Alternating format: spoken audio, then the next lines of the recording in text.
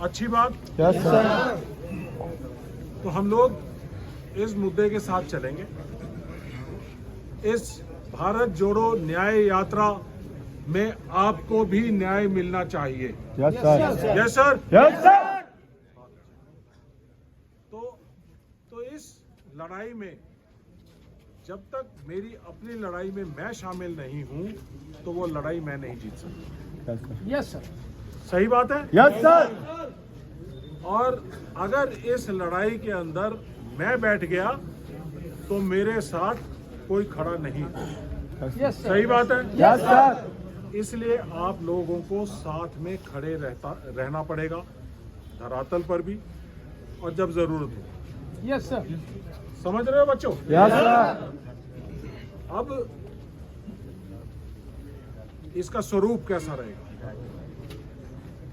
आप लोगों के दिमाग में तमाम तरह के डाउट होंगे कि हमसे डॉक्यूमेंट लिए जा रहे हैं, हमसे फॉर्म भरवा रहे हैं। देखो बेटा, ऐसा है, जब भी हम लीगल बैटल चलाते हैं तो उसमें कोर्ट का रुख हमें मालूम नहीं कि कोर्ट किस चीज़ का कैसा फैसला देगा। आज कोर्ट इनके हाथ में है। मान लो 100 आदमियों ने याचिका लगाई तो 100 आदमियों को रिलीफ दे दिया तो बाकी लोग आउट हो गए। तो इसलिए हमें इस याचिका के अंदर सभी लोगों का नाम एक अपेंडिक्स के तौर पे डालना पड़ेगा और डालना चाहिए। Yes sir. ठीक है। Yes sir. जब हम उसको याचिका के अंदर डालेंगे तो वो आपकी याचिका बन जाती है। हर उस बच्चे की याचिका बन जाती है कि मुझे इससे रिलीफ मिले। तो वो फैसला जब आएगा तो आपको फैसला मिलेगा। और अगर आपका नाम नहीं है तो हो सकता है कि वो सबको फैसला दे दे। ये भी हो सकता है कि वो सिर्फ उन्हीं 100, 200, 500, 700 आदमियों को फैसला दे। ये हमारे साथ मलकियत जी हैं।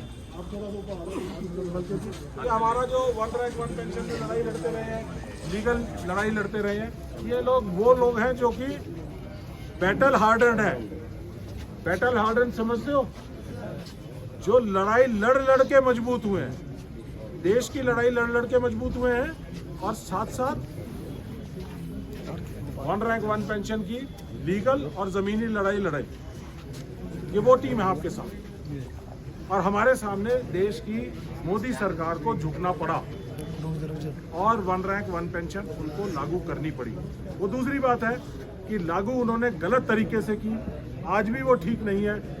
गलत तरीके से करने की वजह से हमारे जेसीओ जवान, बहुत सारे लोगों का बहुत बड़ा नुकसान हो रहा है। वो हम उसकी लड़ाई लड़ते हैं। और एक चीज़ और मैं आपको बताना चाहता हूँ बच्चों, जो आप लोगों को नहीं मालूम है। वन रैंक वन पेंशन की लड़ाई का मुद्दा इसलिए मैं आपको बताता हूँ ताकि आपके अंदर विश्वास पैदा हो। विश्वास इसलिए कि लड़ाई लड़ने से पहले, कल मैंने आपको कहा था, पहले अपने अंदर विश्वास होना चाहिए, फिर अपने कमांडरों के अंदर विश्वास होना चाहिए। Yes sir. आपको ये मालूम होना चाहिए कि वन रैंक वन पेंशन की जो भाग 2 है वो 2019 में दिया जाना चाहिए था, जिसको सरकार ने नहीं दिया। हम जंतर मंतर में लड़ाई लड़ रहे थे, नहीं दिया। हम कोर्ट में गए, सुप्रीम कोर्ट में लड़ाई लड़ी। 3 साल की लड़ाई लड़ने के बाद 2022 के अंदर उसका फैसला आया कि ये जो कह रहे हैं सही है और इनको दिया जाए। सरकार ने 3 महीने मांगे, लगातार 3-3 महीने बढ़ाते चले गए क्योंकि देने की नीयत नहीं थी। ठीक है, लेकिन ऐसा हुआ कि 2022 दिसंबर के अंदर भारत जोड़ो यात्रा हरियाणा में आई।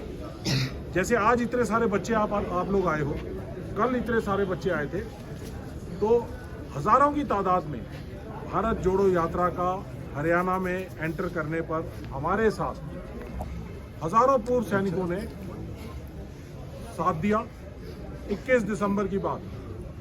15 दिसंबर को सुप्रीम कोर्ट में सरकार ने कहा कि ना तो सरकार के पास पैसे हैं और ना ही सिस्टम है और ना हम ये दे सकते हैं।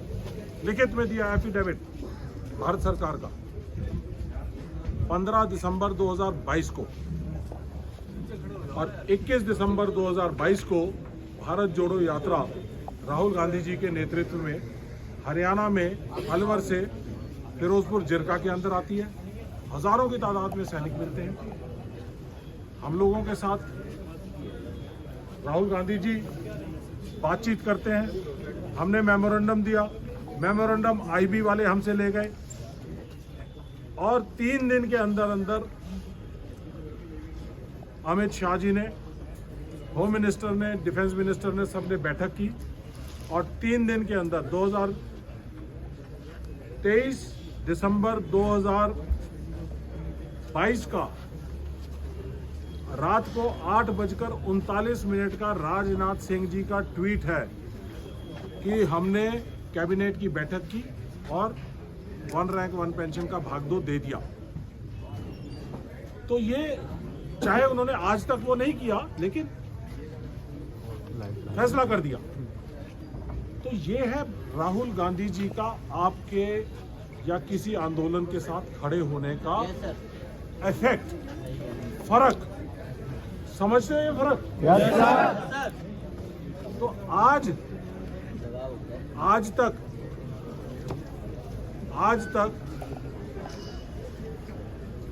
आपका मुद्दा किसी ने नहीं उठाया। Yes sir. नहीं उठाया? Yes sir. आपको ताकत कहीं से नहीं मिली। Yes sir. आपको ताकत मिली जब राहुल गांधी जी ने 15-20 लड़कों के साथ मुलाकात की। अभिराज जैसा बच्चा 1100 किलोमीटर चंपारण से सत्याग्रह की भूमि से चल के आया, दिल्ली पहुंचा, लेकिन इतनी तादाद में बच्चे नहीं आ पाए। सब लोग अपने बिजी हैं किसी ना किसी चीज नहीं आ पाए। लेकिन ये एक मिनट रुक जाओ यार प्लीज। तो उसके बाद दिल्ली में बेचारे दर बदर भटक रहे थे रहने के लिए, जंतर मंतर में बैठने के लिए, कुछ नहीं मिला। हमें जिस तरह से पता चला तो हम लोगों ने इसका संज्ञान लिया। हमें नहीं मालूम था, हम सोचते थे कि शायद हो सकता है थोड़े बहुत लोग हैं जो अफेक्टेड हैं। जब हमें इनसे बात करके सारी चीज़ करके डेटा हमने इकट्ठा करना शुरू किया तो पता चला 1.5 लाख से ज़्यादा बच्चे